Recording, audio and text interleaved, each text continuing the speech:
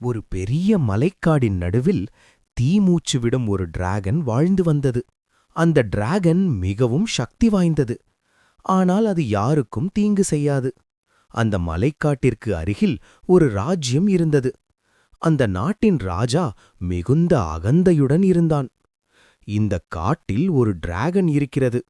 அது என் நாட்டுக்கு ஆபத்து" என்று ராஜா கூறினான். பல வீரர்களை அனுப்பினான். ஆனால் யாரும் திரும்பி வரவில்லை. ஒரு நாள் ஒரு சிறுவன் ராஜாவிடம் சொன்னான், "ராஜாவே, டிராகன் கெட்டதல்ல, அது புத்திசாலி. நாம் பேசிப் பார்க்கலாம்." ராஜா தயங்கினான்.